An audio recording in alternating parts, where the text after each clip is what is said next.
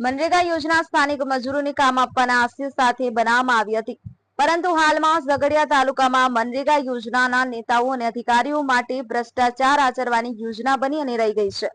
ઝઘડિયા તાલુકા પંચાયત દ્વારા તાલુકાભરમાં મનરેગા યોજના હેઠળ વિવિધ જેવા કે પંચાયત કચેરીનું બાંધકામ, સીસી રોડ, મેટલિંગ, વરસાદી કાંસનું બાંધકામ વગેરે કામો કરવામાં આવે છે, જેથી સ્થાનિકોને રોજગારી મળી રહે. ઝઘડિયા તાલુકાના રાણીપુરા ગ્રામ પંચાયતની કચેરીનું બાંધકામ પણ મનરેગા યોજના હેઠળ આજથી 3 વર્ષ અગાઉ શરૂ કરવામાં આવ્યું હતું. ગોકળ ગાયની ગતિએ શરૂ થયેલું આ કામ 7 ફૂટ સુધી ચાલ્યું હતું અને અટકી પડ્યું છે. રેતી કપચીના ઢગલા રાણીપુરા ગામના પ્રવેશતા જ મેઇન રસ્તા પર છેલ્લા 2-3 વર્ષથી આમને આમ અડચણરૂપ પડ્યા છે. આજ દિન સુધી લાવવામાં આવ્યો નથી કોઈ જવાબ. ગત ઓક્ટોબર-નવેમ્બર માસ દરમિયાન અટકી પડેલું કામ ફરીથી શરૂ કરવામાં આવ્યું હતું, પરંતુ થોડું કામ કર્યા બાદ ફરીથી રાણીપુરા ગ્રામ પંચાયતનું કામ બેદરકારી અને તંત્રની નિષ્કાળજીના કારણે અટકી પડ્યું છે.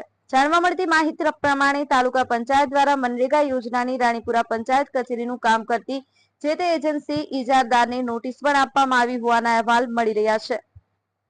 તાલુકા પંચાયત ઝઘડિયા અને મનરેગા જિલ્લા વિભાગ દ્વારા ટૂંક સમયમાં રાણીપુરા પંચાયત કચેરીનું કામ શરૂ કરી પૂર્ણ કરવામાં નહીં આવે તો ગ્રામજનો દ્વારા ગાંધી ચિંધ્યા માર્ગે આંદોલન કરવાની ચીમકી પણ ઉચ્ચારી હતી.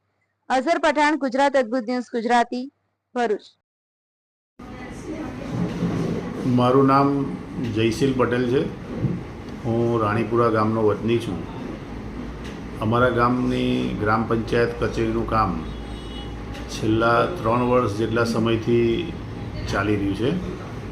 મનરેગા યોજના હેઠળ ચાલતા આ કામમાં ખૂબ જ ઢીલાસ જવાબદાર ઇજારાદાર તથા તાલુકા પંચાયત ઝઘડિયાના જવાબદાર અધિકારીઓ દ્વારા રાખવામાં આવી છે. કામ શરૂ થયા બાદ લગભગ 1.5-2 વર્ષ સુધી આ કામ બંધ રહ્યું હતું.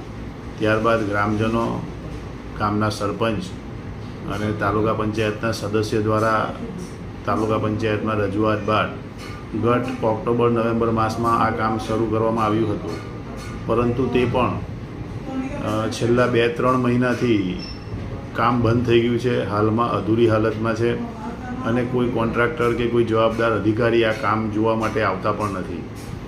ત્યારે ગ્રામજનો વતી મારે એટલું જ કહેવું છે કે સરકાર મોટા ઉપાડે મનરેગાની આટલી મોટી મોટી જાહેરાતો કરે છે, પરંતુ તેની પર પૂરતું ધ્યાન આપવામાં આવતું નથી, જે વ્યાજબી નથી. આજે રાણીપુરા ગ્રામ પંચાયતના તલાટી, સરપંચ, ચૂંટાયેલા સભ્યો ગ્રામ પંચાયત કચેરી વગર એટલી હાલાકીનો સામનો કરી રહ્યા છે કે તે કહેવું મુશ્કેલ છે. દર માસે યોજાતી મિટિંગ, લોકોના કામો, પણ આ કચેરીના અધૂરા કામના કારણે અન્ય સ્થળે નાની રૂમમાં કરવા પડે છે, જેથી ભારે હાલાકીનો સામનો કરવો પડી રહ્યો છે. તાલુકાના અધિકારીઓને ગ્રામજનો વતી એટલું જ નિવેદન છે કે સત્વરે આ કામ પૂરું કરવામાં આવે, જેથી રાણીપુરા ગ્રામ પંચાયતની કચેરી ફરીથી કાર્યરત થાય અને લોકોને પડતી હાલાકી દૂર થાય. આપણી આસપાસ બનતી ઘટનાના સમાચાર જોવા માટે ગુજરાત અદ્ભુત ન્યૂઝ ગુજરાતીને લાઈક કરો, શેર કરો.